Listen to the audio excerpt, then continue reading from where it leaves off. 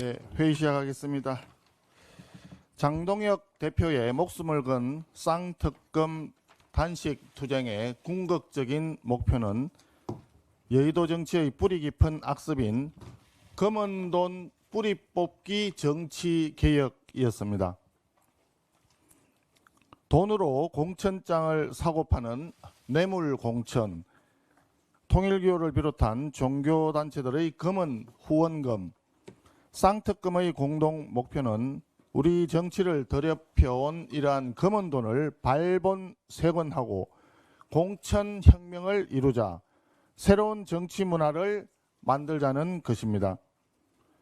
국민의힘은 지난 13일 국회의원과 당협위원장 전원이 더불어민주당의 뇌물 공천과 차별화된 클린 공천으로 깨끗한 정치의 모범을 보이겠다는 정치개혁 자정선언을 이미 한 바가 있습니다. 대한민국 정치 시스템 개혁의 길에 다수당인 더불어민주당의 적극적인 동참을 기대합니다. 정치개혁의 시작은 쌍특검이고 쌍특검의 또 다른 이름은 검은돈 척결특검, 정치개혁 특검인 점을 다시 한번 말씀드립니다. 또 다른 중요한 과제는 인사 시스템 개혁입니다. 이해운 장관 후보자 지명 논란은 이재명 정부의 인사검증 시스템에서 두 가지 중대한 문제점을 드러냈습니다. 첫째, 청와대 사전검증 시스템이 완전 작동 불능 상태입니다. 이재명 대통령은 보좌진 갑질을 우리가 어떻게 알겠느냐라고 하는 황당한 발언을 했습니다. 이 발언을 되짚어보면 인사검증에서 가장 기본이라고 할 수 있는 세평조회를 전혀 하지 않았다라는 무책임한 인사 또는 알고도 지금 국민을 속이고 있는 것 아니냐 하는 의구심, 두 가지 중에 하나일 것입니다. 둘째, 지명 후에 청문회 개최 전까지 이루어지는 국민 검증 과정을 완전히 무시하는 대통령의 태도에도 문제가 심각합니다. 국회 인사청문회를 한다는 이유로 사전 검증을 부실하게 하고 또 사후의 국민 검증 책임마저도 방기한다면 이것은 완전히 본말 전도입니다. 보좌진 갑질이라든지 아파트 부정 청약과 같은 문제점들을 모르는 상태에서 지명했다 하더라도 그것이 드러난 이상 즉각 조치를 해야 되는 것, 그것이 청와대의 책무 아닌가요? 오늘 우리 당이 이해운 후보자의 국회 인사청문회 개최에 합의한 것은 청와대 인사검증 실패를 국민들에게 고발하기 위한 것입니다. 이미 국민 검증이 끝난, 국민 판단이 끝난 이해운 후보자 임명을 허용하기 위한 것은 아니다라고 하는 점을 대통령께서는 명심해야 할 것입니다. 국민의힘은 더불어민주당의 시스템 에러를 교정하기 위한 개혁 투쟁을 가열차게 전개해 나가겠습니다. 이번 주말 국민의힘은 국민 속으로 투쟁에 들어갑니다. 모든 국회의원들과 당협위원장은 지역구 국민 속으로 들어가서 쌍특검 수용을 위한 대국민 호소 투쟁을 진행하도록 하겠습니다. 무안공항 국정조사 관련해서 한 말씀 드리겠습니다. 어제 무안공항 여객기 참사 국정조사 청문회가 열렸습니다. 청문회를 지켜본 유가족들의 요구는 단 하나였습니다. 국정조사가 오늘 하루로 멈춰서는 안 된다. 바로 이 자리에서 열린 무안공항 여객기 참사 유족들의 처절한 발언이었습니다. 2020년 콘크리트 둔덕을 없앨 수 있었던 마지막 기회가 있었습니다. 그러나 당시 설계사는 정부가 둔덕을 재활용하라고 했다라고 정언했습니다. 그 결과로 9명의 소중한 생명이 희생된 것입니다. 유가족들의 하루는 우리의 하루와 다릅니다. 어제 청문회가 365일 중 하루가 아니라 평생을 짊어지고 살아가야 할 하루가 될 수도 있습니다. 유가족들이 진실 앞에서 또 한 번 좌절하지 않도록 청문회는 하루로 끝내서는 안 됩니다. 더불어민주당에 요청합니다. 유가족들이 요구하는 진실을 향한 국정조사가 될 수 있도록 조사기간을 연장합시다. 그리고 콘크리트 둔덕을 없앨 수 있었던 마지막 기회를 저버렸던 2020년 당시 국토부 장관을 비롯해 여야를 막론하고 책임 있는 모든 정부 관계자들을 정인으로 출석시켜야 합니다.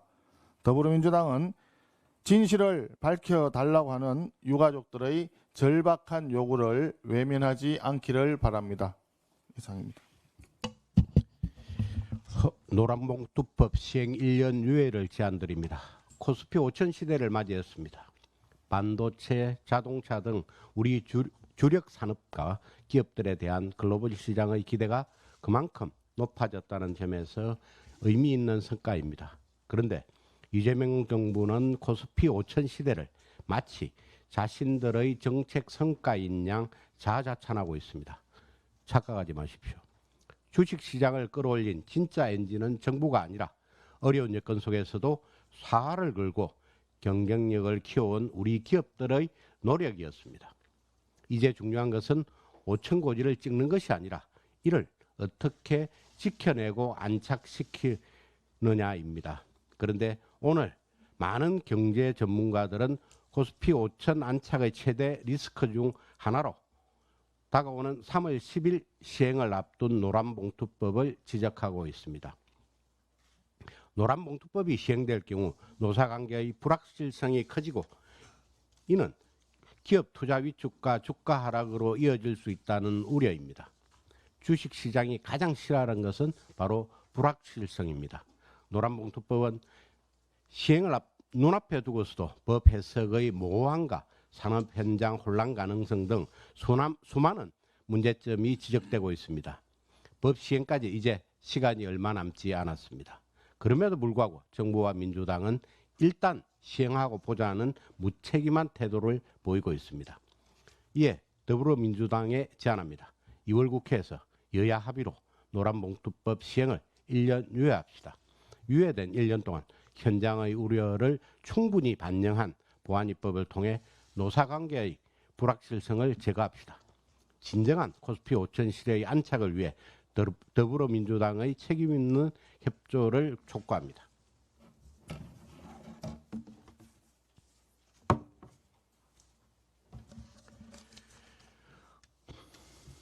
이재명 정권의 부동산 정책에 대한 국민 여론조사 결과가 발표되었습니다. 전국 지표조사 이른바 MBS에 따르면 이재명 정권 출범 직후인 지난해 7월 정부의 부동산 정책이 잘 되고 있다는 긍정평가는 53%였고 잘못하고 있다는 부정평가는 29%에 불과했습니다. 그런데 올해 1월 발표된 조사에서는 상황이 완전히 뒤집혔습니다. 긍정평가는 35%로 급락했고 부정평가는 무려 47%까지 치솟았습니다. 특히 서울은 더 심각합니다. 부동산 정책에 대한 부정평가가 59%에 달했습니다. 부동산 문제에 가장 민감한 서울 민심이 이재명 정권의 정책 실패를 정면으로 비판하고 있는 것입니다. 이재명 정권 출범 이후 7개월 사이에 도대체 무슨 일이 있었길래 이런 참혹한 여론조사 결과가 나왔습니까? 이 기간 동안 정부는 9.7 공급 대책 그리고 10.15 고강도 규제 대책을 연이어 발표했습니다. 그러나 LH 중심의 공공주도 공급 대책은 실수요자가 원하는 주택 공급 방식이 아니었고 고강도 규제는 거래를 위축시키며 시장 불안 심리만 키웠습니다. 그 결과가 이번 여론조사로 나타난 것입니다. 사태가 이 지경인데도 이재명 정권과 민주당은 반성 한마디 없습니다. 오히려 각종 허위 주장과 왜곡된 프레임으로 그 책임을 오세훈 서울시장에게 떠넘기려 하고 있습니다. 참으로 호환무치합니다. 이제 더 이상 남 탓하지 말고 차라리 이재명 정권과 더불어민주당은 오늘부로 부동산 정책에서 손을 떼십시오.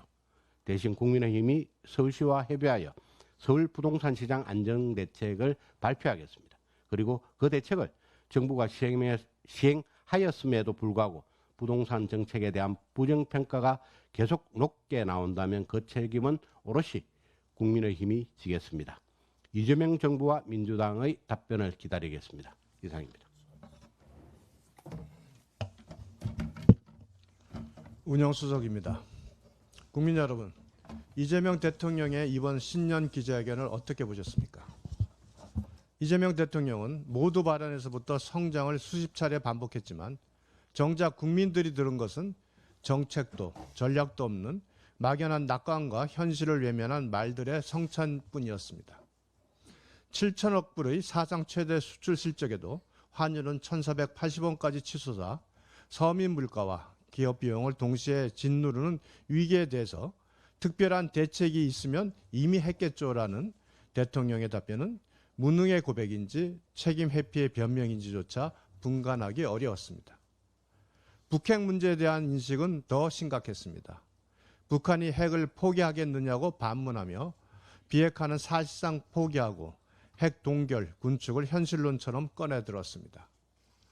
대한민국이 수십 년간 지켜온 완전한 비핵화 원칙을 대통령 스스로 낮춰버린 이 발언은 국제사회와 동맹국에 보내는 위험한 신호일 수밖에 없습니다. 경제정책에서는 말과 행동의 불일치가 노골적이었습니다. 노란복통법, 더 센 상법 개정을 밀어붙여 기업 경영 부담을 가중시켜 놓고서 입으로는 성장을 외치는 모습은 전형적인 자기 모순입니다. 반도체 경쟁이 국가 생존의 문제로 떠오른 상황에서도 민노총의 압력 앞에 손을 들고 연구 개발 인력에 대한 주 52시간 예외조차 외면하는 모습에서 이재명 대통령의 빈약한 국가 경영 철학은 고스란히 드러났습니다. 야당과의 협치는 이재명 대통령의 머릿속에는 없었습니다. 야당 대표의 영수회담 요구를 필요하고 유용할 때라며 밀어낸 것도 모자라 대화를 직거래에 비유하며 가벼운 말장난 수준으로 끌어내렸습니다. 인사 문제에서는 책임 회피가 더욱 적나라했습니다. 이 정도일 줄 몰랐다. 갑질했는지 어떻게 아느냐는 답변은 인사 검증 시스템의 존재 이유를 스스로 부정한 발언이었습니다. 이해운 기획예산처 장관 후보자의 함량 미달을 몰랐다면 검증 실패고 알고도 지명했다면 명백한 책임 방기입니다. 그럼에도 이재명 대통령은 이해운 후보자의 거취에 대해 내려야 할 결단을 끝끝내 회피로 일관했습니다. 결국 이번 신년 기자회견은 지난 시간을 돌아보는 성찰도, 위기에 대한 대책도, 미래를 향한 비전도 보이지 않는 무책임의 종합판이었습니다. 한마디를 해도 무게와 신뢰가 느껴지는 지도자의 모습을 보고 싶다는 국민들의 혹시나 하는 기대는 이번에도 어김없이 역시나로 끝났습니다. 마치겠습니다.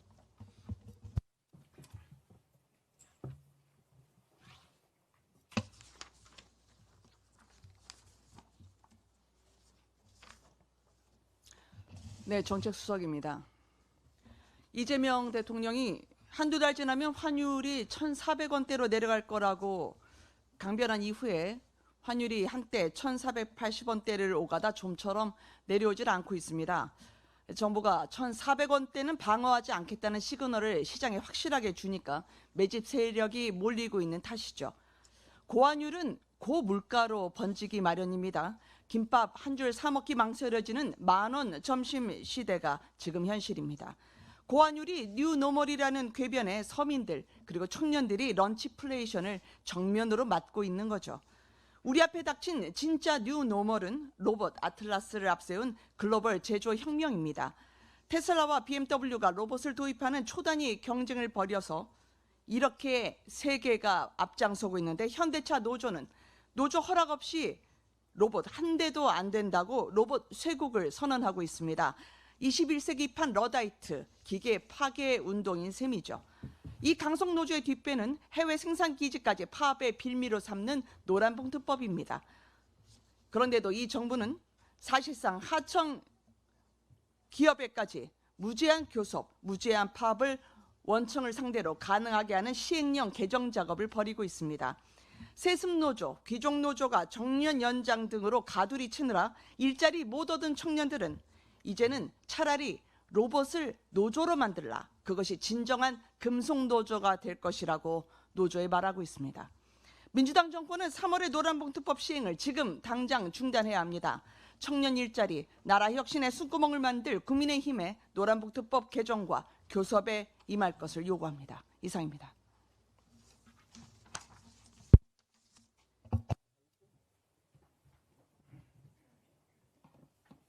예, 국회 과학기술정보방송통신위원회 국민의힘 간사 최영두입니다.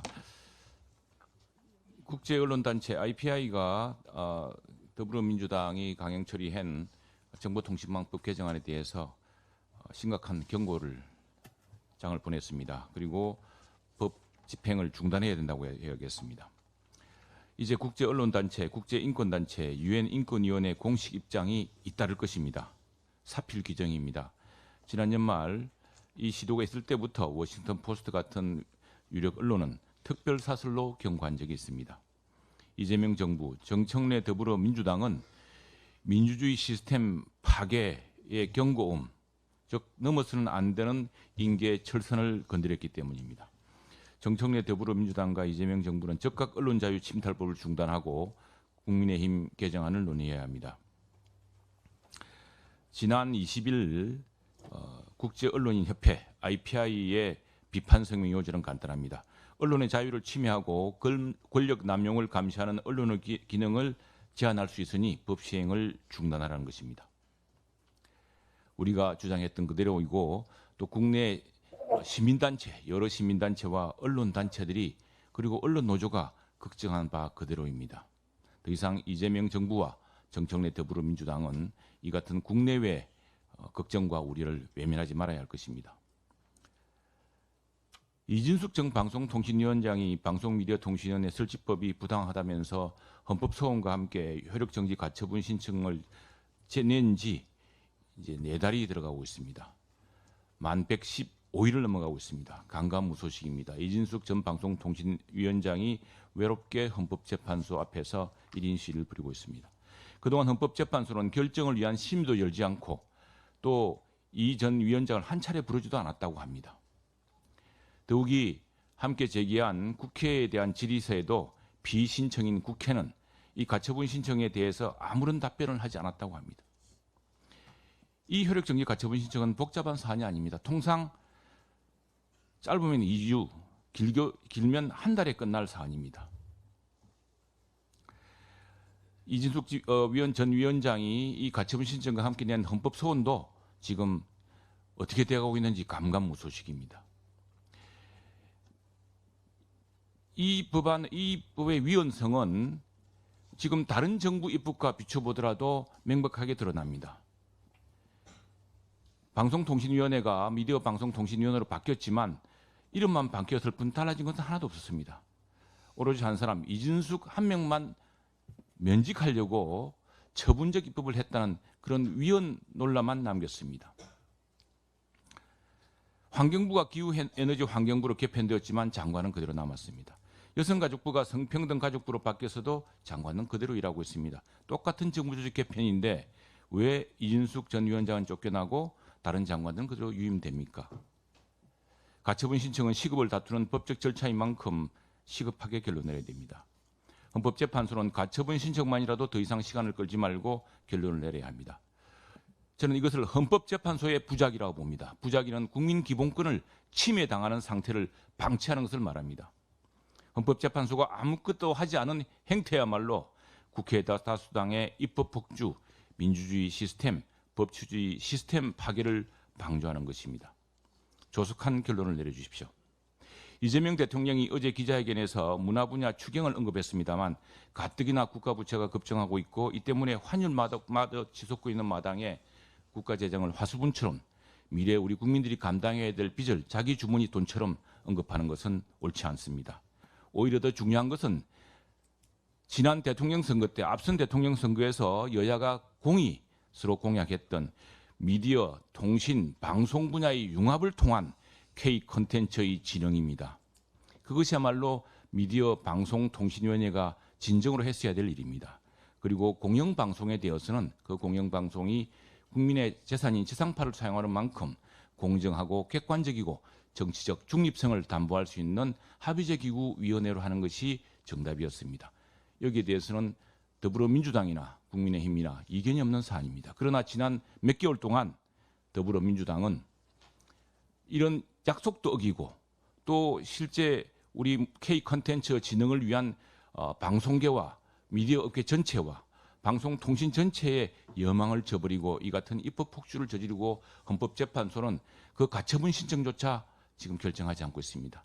신속하게 법을 바로 세워서 정말 K 컨텐츠를 살리고 우리 문화를 살리는 방안이 무엇인지를 길을 제시해야 됩니다. 이재명 대통령도 헛된 추경의 꿈을 버리고 미디어 방송통신위원회 융합과 공정한 방송 공영방송의 지배구조 확립을 위한 법 개정 논의에 착수해 주시기 바랍니다. 보건복지간사 김미애입니다. 국민연금 기금 운용이 의사결정, 정치적 고려 배제해야 한다. 정부는 국민연금 기금 운용위원회를 오는 26일에 열고 국내 주식 비중 확대 등을 논의할 예정이라고 합니다. 올해 국내 주식 목표 비중은 지난해보다 0.5% 낮아진 14.4%입니다. 전략적, 전술적 자산 배분의 허용 범위를 고려하면 최대 19.4%까지 투자할 수 있지만 최근 주가 상승으로 목표 비중에 근접했다고 알고 있습니다. 기금 운용인은 비중을 확대하여 추가 매수 여력을 확보할 것인지 아니면 차액 실현에 나설 것인지 판단해야 합니다. 쉽지 않은 의사결정입니다. 다만 연기금은 당장의 주가 흐름이나 시장 부양 논리가 아니라 장기적 수익성과 위험 관점에서 신중히 접근해야 합니다. 최근 10년간 국내 주식 목표 비중은 계속 감소했습니다. 이유는 첫째, 장기적으로 해외 주식 수익률이 높았고, 둘째, 향후 연금 지급을 위해 주식을 대량 매도할 경우 국내 시장에 미칠 충격을 고려했기 때문입니다. 국내 채권 비중을 줄여온 것도 같은 맥락입니다. 기금 운용인은 이런 점들을 종합적으로 고려해 오로지 전문가적 고도의 판단에 따라 결정해야 합니다. 그리고 정치적으로 완전히 독립해야 합니다. 그런데 문제는 이재명 정부를 신뢰할 수 없다는 것입니다. 이미 국민연금을 환율 방어 수단으로 활용하고 지난해 말 복지부 업무보고에서 이재명 대통령은 국민연금의 국내 투자를 대놓고 강조하기도 했습니다. 게다가 기획재정부가 재정경제부 기획예산처로 분리되면서 기금 운영인 내 정부위원이 한 명 늘었고 정부위원인 김성주 국민연금공단 이사장은 국민연금의 공공주택 투자를 공언한 분이기도 합니다. 정부 입김이 어느 때보다 강해진 상황에서 국민의 노후 자금이 정부 정책 수단으로 변질된 우려가 매우 큽니다. 기금 운영의 목표는 국민 재산을 안전하게 책임 있게 불리는 것 외에는 없습니다. 반드시 명심해야 합니다. 또 하나 분명히 짚어야 할 점이 있습니다. 이재명 정부는 현재 근본적인 연금 개혁 없이 수익률 제고에만 매몰되어 있습니다. 수익률만으로 기금 소진 시기를 늦추려는 시도는 눈 가리고 아웅에 불과합니다. 국민의힘이 지속적으로 주장했고 최근 IMF도 경고했듯이 지속 가능한 연금 개혁 논의에 적극 나서야 합니다. 지금처럼 연금 개혁에 대한 무책임하고 소극적인 태도로는 절대 미래 세대의 불안을 해소할 수 없다는 사실을 명심해야 합니다.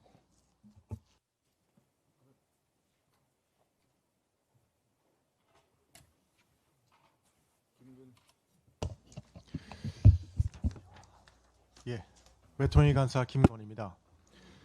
정동영 통일부 장관은 어제 열린 남북교류 협력 추진 협의회에서 금강산 관광 개성공단 재추진, 북한 식품 반입 절차 간소화 등 각종 대북 유화책을 연이어 발표했습니다.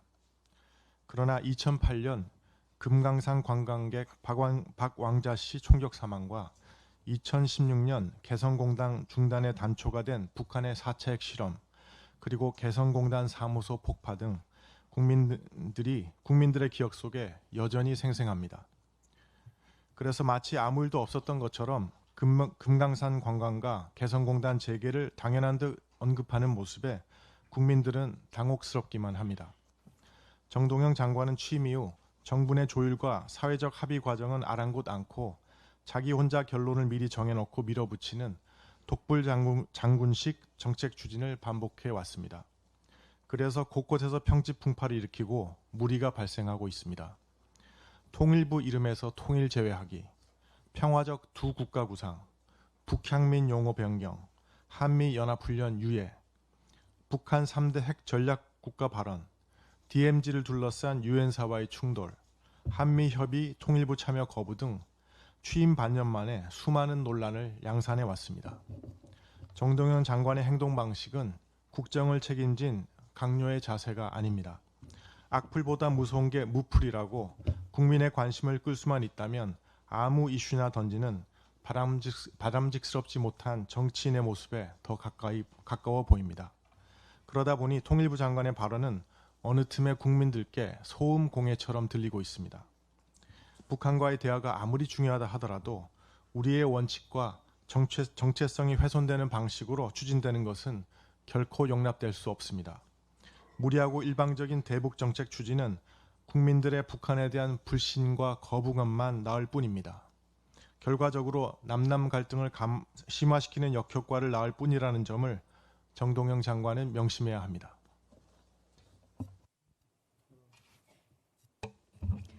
법무부가 어제 검사장급 이상 검찰 고위 간부 32명에 대한 인사를 발표했습니다. 대장동 항소 포기 사태에 반발의 경위 설명을 요구한 지검장 중 4명을 법무연수원 연구위원으로 좌천시켰습니다. 또 노만석 검찰총장 직무대행에게 사의 표명을 요구했던 대검 부장 3명도 유배 보냈습니다. 반면 성명에 불참하고 정권 코드에 맞춘 검사장은 승진 6개월 만에 고검장으로 초고속 승진했습니다. 어제 검찰 인사 한마디로 보복 인사입니다. 그리고 검찰을 완전히 틀어쥐겠다. 그리고 말 안 들으면 유배시키겠다고 선전포고한 것입니다. 순종하면 영전하고 말 안 들으면 좌천 유배시키겠다라고 공개 협박한 것입니다. 정권이 검찰을 틀어쥐려는 목적은 자명합니다. 수사권, 공소권을 이재명 정권 입맛대로 휘두르겠다는 것입니다. 이재명 정부를 위한 수사체를 완성시키겠다는 것입니다. 아마 보안 수사권은 검찰에 남겨두는 것으로 정리가 될 것입니다. 한마디로 잘 드는 칼은 본인들이 마음대로 쓰고 또 뭉개고 싶은 수사는 지금 김경 그리고 김병기 수사처럼 마음대로 주무르고 뭉개겠다라는 의도가 읽혀지는 부분입니다. 무엇보다도 대장동 항소 포기는 지금 7,800억 원 되는 7,300억 원 되는 범죄 수익 환수를 불가능하게 했습니다. 우리 당이 그동안 요구해 왔던 항소 포기 특검 반드시 실현해야 될 이유가 어제의 인사로서 더욱 명확해졌습니다. 인사는 과연 어떻게 이루어졌는지, 대장동 항소 포기는 어떻게 이루어졌는지, 외압 여부, 그로 인해 사라진 수천억 원의 범죄 수익에 대해서까지 우리 특검을 통해서 명명백백하게 진실을 밝혀야 할 것입니다. 이제 장동혁 대표 단식으로 우리가 요구했던 그 쌍특검 뿐만 아니라 항소포기 특검까지 관계 법안이 법사위에서 상정될 수 있도록 공식적으로 다시 한번 요구할 것임을 말씀드립니다.